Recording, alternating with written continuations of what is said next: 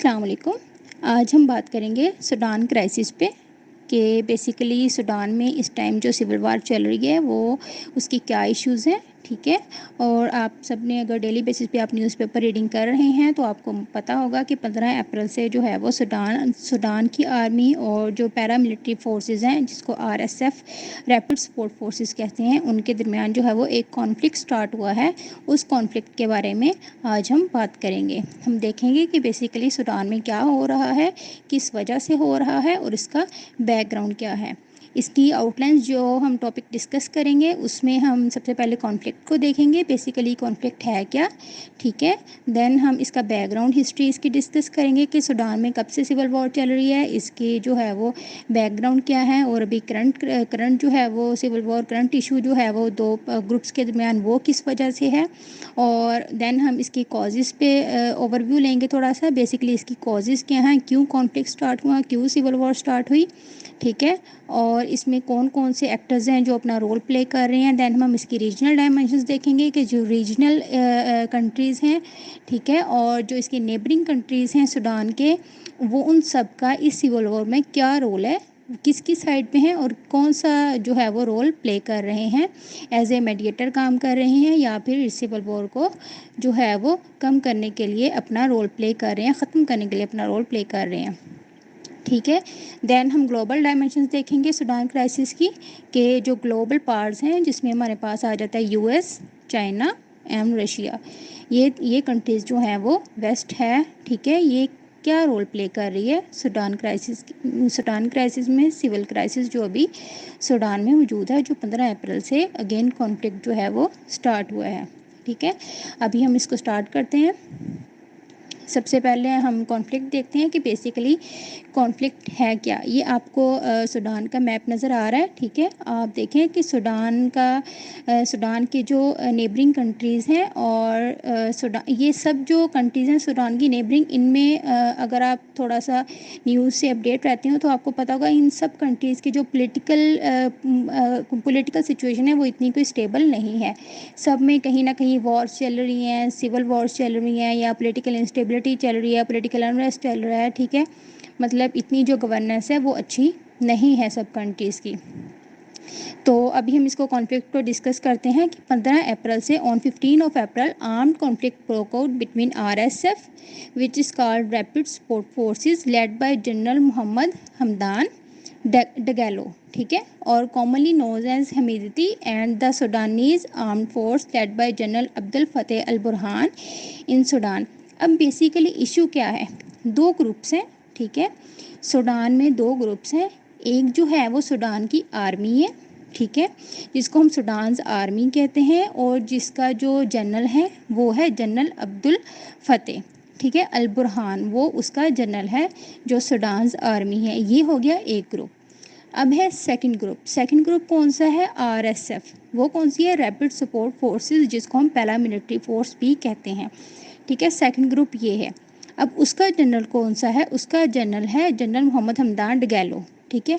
अब ये दो ग्रुप्स हैं, दोनों ही आर्मी है और दोनों ही सूडान्स में मौजूद हैं, बट एक जो है वो सूडान्स आर्मी है और एक जो है वो पैरामिलिट्री फोर्स है। अब इन दोनों के दरमियान बेसिकली कॉन्फ्लिक्ट है। कॉन्फ्लिक्ट क्या है, ठीक है, the conflict ended the power transition from military to civilian government which was suppose to take place this month. अब कॉन्फ्लिक्ट ये है कि इन दोनों में से समझ नहीं आ रही कि कौन पावर में आना चाह रहा है। दोनों का कॉन्फ्लिक्ट बेसिकली पावर पे है, ठीक है, क्योंकि दोनों मिलिट्री हैं, दोनों आर्म्ड फोर्सेस हैं और दोनों के दरमियान जो कॉन्फ्लिक्ट है वो पावर का है। Power issues, economic issues, wealth issues, ठीक है, इन इश्यूज़ पे दोनों के दरमियान जो है वो कॉन्फ्लिक्ट है। तो अब हम देखते हैं कि बेसिकली इसका थोड़ा सा बैकग्राउंड चेक कर लेते हैं ताकि आपको समझ आ जाए कि ये दोनों आर्मीज़, दोनों आर्म फोर्सेस क्यों सूडान में मौजूद हैं, क्या इनका इशू है, क्यों ये इस में जो है वो सिविल वॉर में मौजूद हैं और इस सारा जो कॉन्फ्लिक्ट है उसका हिस्सा बनी हुई हैं, ठीक है। इसका थोड़ा सा बैकग्राउंड देखेंगे तो आपको मज़ीद क्लियरली चीज़ें समझ आएंगी।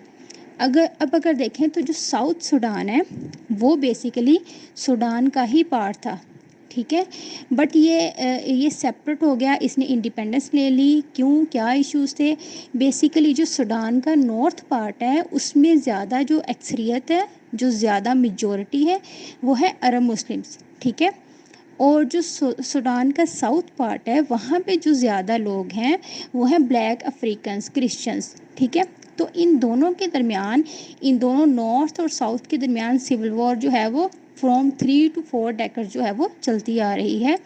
इसी वजह से एथनिक इश्यूज़ की वजह से, क्योंकि जो नॉर्थ पार्ट है उसमें ज़्यादा अफ्रीकन मुस्लिम्स हैं, जो साउथ पार्ट है उसमें ज़्यादा ब्लैक अफ्रीकन्स हैं। तो ये जो गवर्नमेंट के दरमियान, दोनों के दरमियान जो है वो सिविल वॉर चल रही थी, उसका नतीजा ये हुआ कि 2005 में एक पीस एग्रीमेंट साइन हुआ, जो यूएस ने बेसिकली पीस एग्रीमेंट साइन करवाया कि ये दोनों जो गवर्नमेंट है साउथ सूडान में और सूडान के नॉर्थ पार्ट में जो अरब मुस्लिम की गवर्नमेंट है, गवर्नमेंट ऑफ सूडान जिसको हम कहते हैं, इन दोनों के दरमियान एक पीस एग्रीमेंट साइन करवाया 2005 में, जिसका ये मकसद था कि दोनों गवर्नमेंट्स के दरमियान इक्वल जो है वह इकोनॉमिक पावर भी शेयर होगी, पॉलिटिकल पावर भी शेयर होगी, ताकि जो है वो सिविल वॉर उसको एंड किया जा सके। But in case at last जो है वो 2011 में आके ये दोनों सेपरेट हो गए। साउथ सूडान ने सूडान से जो है वो सेपरेशन कर ली, इंडिपेंडेंस ले ली, ठीक है। और अब जो है वो साउथ सूडान एक सेपरेट कंट्री है और सूडान एक सेपरेट कंट्री है। अब ये तो था बेसिकली इसका बैकग्राउंड के सिविल वॉर स्टार से 2 से 3 डेकेड्स अगो से सिविल वॉर क्यों चलती आ रही है सूडान में, ठीक है।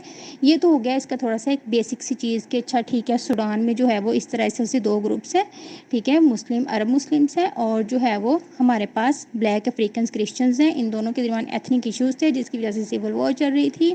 दैन 2005 में एक यूएस के थ्रू जो है वो पीस एग्रीमेंट साइन हुआ, जिसके थ्रू इन्होंने जो है वो power transition of power, transition of economic, इन दोनों को इक्वली डिवाइड कर लिया आपस में, ठीक है। दैन 2011 में जो है वो सूडान ने सेपरेशन कर ली, इंडिपेंडेंस ले ली सूडान से, ठीक है। ये हो गया इसका बैकग्राउंड। दैन हम देखते हैं जो उमर अल बशीर है, ठीक है, जो उमर अल बशीर है वो 2019 तक जो है उसने सूडान में अपनी जो है वो पावर, जो रूल था वो उमर अल बशीर का था, ठीक है। 1989 में ये पावर में आया है उमर अल बशीर सूडान में, ठीक है। 1989 से लेके 2019 तक जो हुकूमत की है, जो रूलर था सूडान का वो था उमर अल बशीर। अब 2019 में इसकी जो इसको पावर से किसने हटाया, क्या वजूहत थी, क्या इश्यूज़ थे कि इसको पावर से हटा दिया गया, ठीक है। तो बेसिकली हुआ ये कि ये जो 2 ग्रुप्स जिनकी मैंने अभी आपसे बात की है, आरएसएफ एंड सूडान मिलिट्री जिसका जो है वो जनरल है जनरल अल बुरहान, और आरएसएफ जिसका जनरल जो है जनरल डगैलो, ठीक है। ये दोनों जो फोर्सेस हैं, आर्म्ड फोर्सेस हैं, दोनों ग्रुप्स हैं, इन दोनों ग्रुप्स ने बेसिकली एक को बनाया आपस में मिलके, दोनों मिलिट्री कोप हैं, इन्होंने आपस में इकट्ठे होके मिलके तो ये जो उमर अल बशीर था इसको पावर से हटा दिया। अगर हम देखें तो जो बेसिकली आरएसएफ है उसको बेसिकली बनाने वाला उमर अल बशीर ही था। अब सूडान में ऑलरेडी तो आर्मी मौजूद थी, सूडान की आर्मी जिसका जो जनरल है वो जनरल अल बुरहान है। बट उमर अल बशीर ने पावर में आने के बाद जो है पहला military force RSF rapid support force ये उमर अल बशीर ने ही बनाई थी। बट होता क्या है कि 2019 में आरएसएफ सूडान की मिलिट्री के साथ मिलके दोनों जनरल्स, दोनों आर्म्ड फोर्सेस के जनरल आपस में मिलके इकट्ठे होके जो उमर अल बशीर है उसकी हुकूमत को ख़त्म कर देते हैं, ठीक है, उसको पावर से हटा देते हैं। और फिर उसके बाद क्या होता है, उसके बाद ये दोनों डिसाइड करते हैं कि जो अभी भी जो है वो पावर है वो सिविलियन सेटअप के थ्रू ही होगी, ठीक है, सिविलियन सेटअप ही होगा, डेमोक्रेसी ही होगी, सिविलियंस ही जो है वो पावर, जो रूलर होंगे वो वही होंगे, उन्हीं के थ्रू जो है वो रूल किया जाएगा कंट्री को। बट फिर क्या होता है, और but a coup in 2021 brought the head of armed forces leading the state while the RSF head was his deputy, ठीक है। अब होता क्या है कि 2029 में इन दोनों आर्म्ड फोर्सेस ने जो आपस में एक coup बनाया था, इकट्ठे होकर उमर अल बशीर को पावर से हटाया था और सिविलियन सेटअप पे जो है दोनों ने एग्री किया था। अगेन 2021 में इनके दरमियान जो है वो कॉन्फ्लिक्ट स्टार्ट हो जाता है। अब अगेन 2021 में क्यों होता है, बेसिकली इशू ये था कि इन्होंने डिसाइड किया था कि आपस में डिसाइड किया था कि कुछ अरसा बाद जो है वो हम जो मिलिट्री गवर्न स्टेट से सूडान को सिविलियन गवर्न स्टेट बना देंगे, बट ऐसा नहीं हुआ। इन्होंने 2021 में एक मिलिट्री ट्रांजिशनल कौंसिल बनाई जिसका जो हेड था, जो मेन जनरल था, वो जनरल अल बुरहान था, जो कि सूडान की आर्मी का भी जनरल है, जनरल अल बुरहान। ठीक है। देन जो उसका डिप्टी जनरल था वो था जनरल डगैलो, जो आरएसएफ रैपिड सपोर्ट फोर्सेस का जनरल है। ठीक है। अब इन्होंने मिलिट्री ट्रांजिशनल कौंसिल बनाई 2021 में। उसका मकसद क्या था? उसका मकसद ये था कि जो सूडान है उसको मिलिट्री गवर्न स्टेट से सिविलियन गवर्न स्टेट बनाया जाए। ठीक है। लेकिन यहाँ पे आके इस जो कौंसिल इन्होंने बनाई थी, यहाँ पे आके 2021 में दोनों के दरमियान जो है वो एक कॉन्फ्लिक्ट आ गया। कॉन्फ्लिक्ट इस तरह से आ गया कि पावर्स किस तरह से डिवाइड होंगी। ठीक है। आरएसएफ और सूडान की जो मिलिट्री है उसके दरमियान पावर्स किस तरह से डिवाइड होंगी। फिर उसके बाद जो सिविलियन गवर्न स्टेट बनाना है आपने सूडान को, उसमें जो कॉन्स्टिट्यूशनल पावर्स है वो किस तरह से डिवाइड होंगी, इकोनॉमिक पावर्स किस तरह से डिवाइड होंगी। ठीक है। हर चीज़ जो है वो उसको डिवाइड किस तरह से किया जाएगा। अब होता क्या है, होता ये है कि जो आरएसएफ है वो इंडिपेंडेंट फोर्स है, एक ऑलरेडी जो सूडान में मौजूद है। सूडान, एक तो सूडान की आर्मी है, एक आरएसएफ है। ठीक है। वो एक सेपरेटली इंडिपेंडेंटली जो है वो सूडान में मौजूद है। अब इस जो है वो मिलिट्री ट्रांजिशनल कौंसिल, इसके थ्रू करना ये था कि जो सूडान की आरएसएफ फोर्स है वो इंडिपेंडेंट अब काम नहीं करेगी, बट उसको इंटीग्रेट किया जाएगा सूडान मिलिट्री में। ठीक है। एक तो इस काउंसिल में ये डिसाइड किया गया कि जो आरएसएफ है वो इंडिपेंडेंटली अब काम नहीं करेगी, वो उसको इंटीग्रेट किया जाएगा सूडान की मिलिट्री में। सेकंड चीज़ ये थी कि जो इकोनॉमिक पावर है उसको भी जो है वो डिवाइड किया जाएगा, उसको भी उसकी भी ट्रांजिशन की जाएगी इक्वली, उसको भी डिवाइड किया जाएगा। ठीक है। बट मसला ये हो गया कि ये जो आइडिया था, ये जो प्लान था, जो काउंसिल में इन्होंने जिस पे वर्क किया था, उसमें इशू ये हो गया कि उसकी टाइमलाइन क्या होगी, बेसिकली कब ये डिसाइड किया जाएगा, कब पावर्स जो हैं वो इनको डिवाइड किया जाएगा। ठीक है। Issue of taking back the militaries vast control over business. अब सूडान में अगर देखा जाए तो जो सूडान आर्मी है जिसका जनरल अल बुरहान है, बेसिकली इसके पास जो सारा सूडान का जो बिज़नेस, एग्रीकल्चर, ट्रेड, इंडस्ट्री, इसका सारा कंट्रोल जो है वो इसके पास था। तो इशू ये हो गया कि क्या इन सारी चीज़ों को भी डिवाइड किया जाएगा, क्या जो सिविलियंस पावर है, सिविलियन राइट्स हैं, वो कॉन्स्टिट्यूशनली कितने होंगे और पॉलिटिकल पावर्स कितनी होंगी, क्या सारा सिस्टम होगा, क्या डिवीजन होगी। ठीक है। उसके बाद एक चीज़ जो बहुत इंपॉर्टेंट थी जिस पे इन कॉन्फ्लिक्ट आया, वो ये भी थी कि सूडान में जो दोनों आर्म फोर्सेस हैं, इन पर यह भी इल्ज़ाम था जो आरएसएफ है वो भी वॉर्स में और जो है वो किलिंग्स में इन्वॉल्व रही है। उसके बाद जो सूडान आर्मी है वो भी किलिंग्स में इन्वॉल्व रही है। तो क्या जस्टिस भी की जाएगी, क्या अकाउंटेबिलिटी भी की जाएगी, इनको इक्वली जो है, जो इन्होंने ये सारा कुछ किया है, क्राइम्स की हैं, इनको सज़ा भी दी जाएगी। ठीक है। अब इसी चीज़ पे सारा जो है वो डिसाइड होना था कि वॉर जो है वो कितनी प्रोलॉन्ग होती है, कितना इस वॉर को जो है वो बढ़ाया जाता है।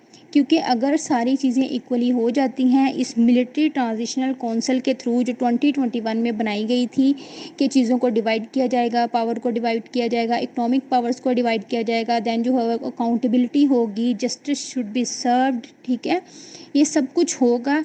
तो अगर तो ये सब कुछ हो जाता है दैन तो फिर कॉन्फ्लिक्ट बचता ही नहीं है ना, पीछे तो कुछ रह ही नहीं गया। बट अब इशू यहीं पे है, क्या ये सारी चीज़ें होंगी, कब होंगी, क्या इसकी टाइमलाइन है, कब ये सारा कुछ जो है वो आइडिया, ये जो प्लान बनाया था, कब ये सारा जो है इसको फॉलो किया जाएगा। यहाँ पे आके जो है वो इशू आ जाता है।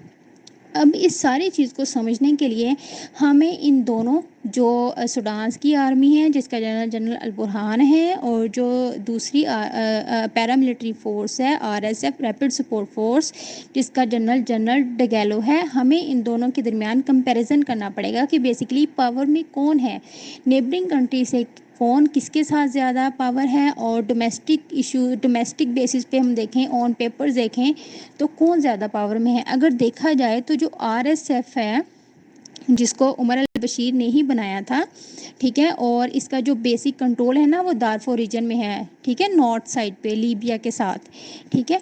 और अगर देखा जाए तो ये जो RSF है इसमें जो मेंबर्स हैं वो 100,000 प्लस मेंबर्स हैं, ठीक है। जबकि जो दूसरी आर्म्ड फोर्स है उसके मेंबर्स 300,000 प्लस मेंबर्स हैं, ठीक है।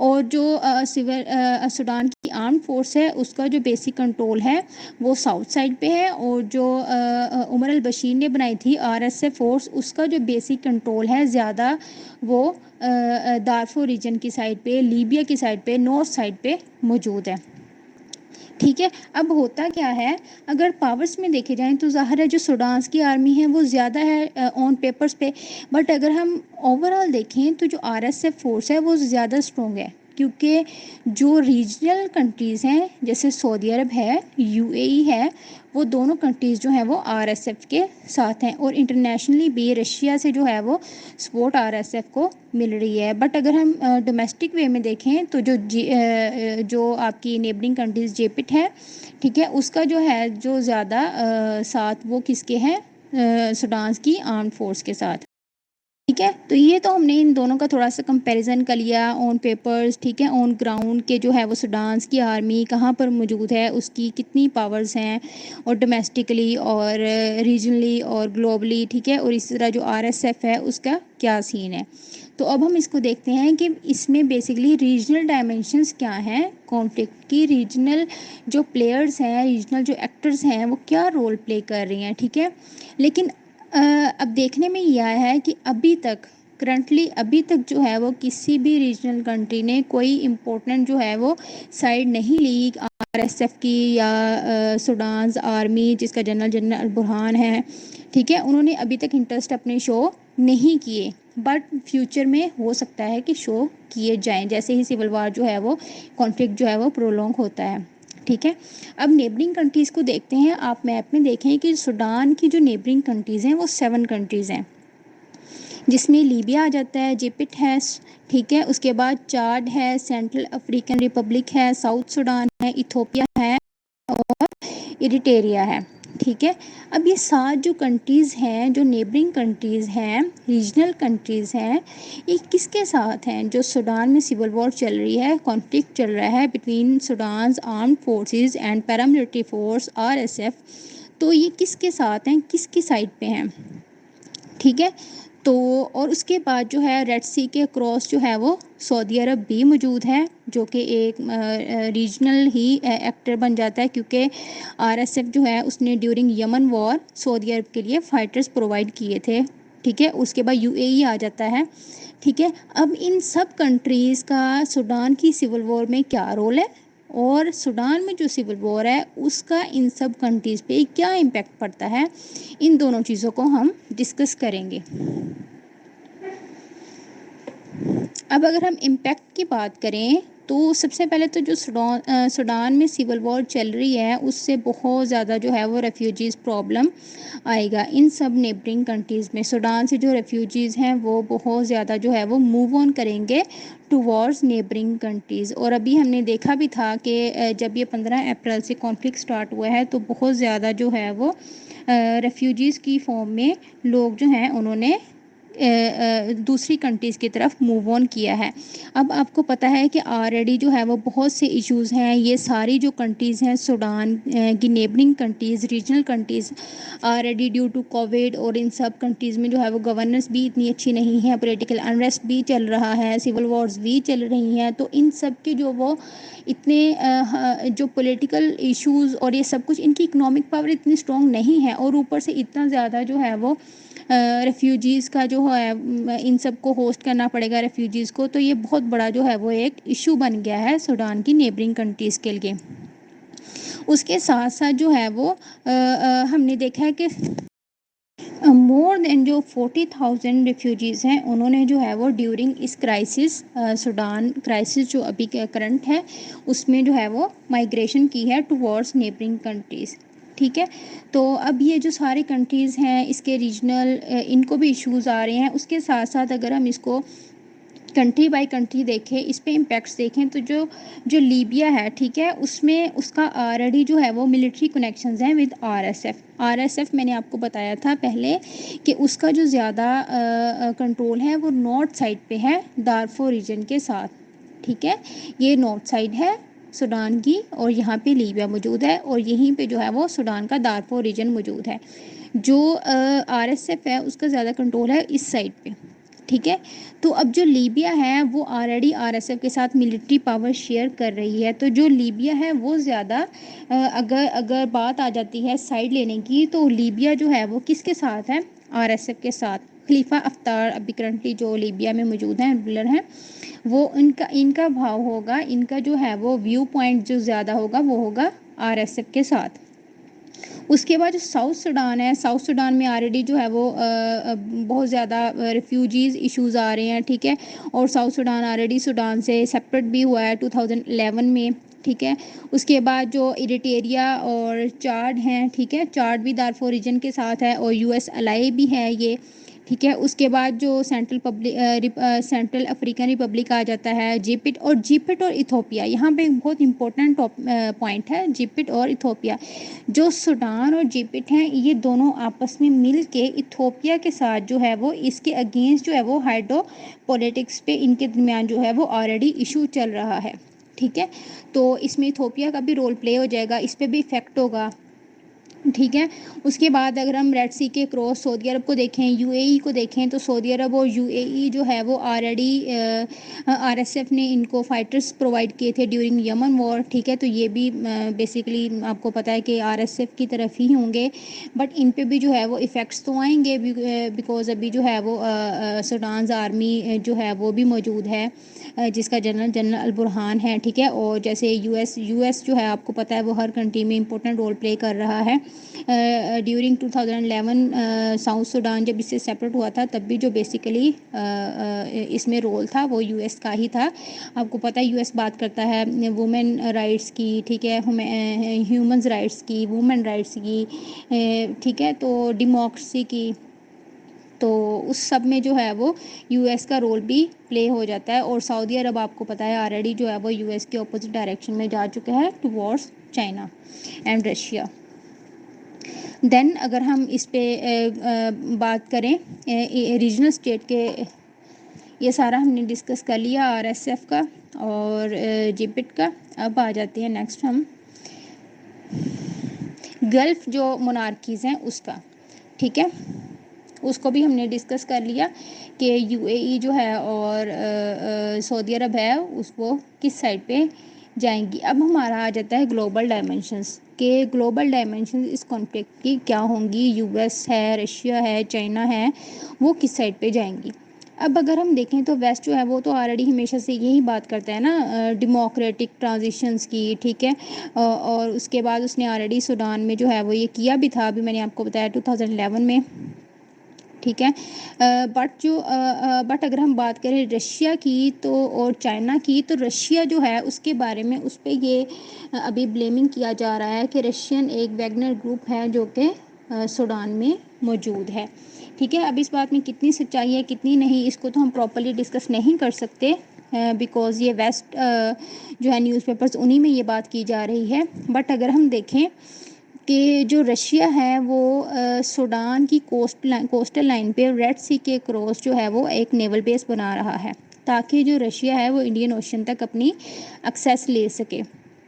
और उसके बाद हमें ये भी पता है कि जो रशिया और चाइना है वो बेसिकली बात करते हैं इंफ्रास्ट्रक्चर इन्वेस्टमेंट की किसी भी कंट्री में, ठीक है, ताकि जो है वो इकोनॉमिक इश्यूज़ पे बात की जा सके, इकोनॉमिकली जो है वो कंट्रीज़ को बेहतर बनाया जा सके।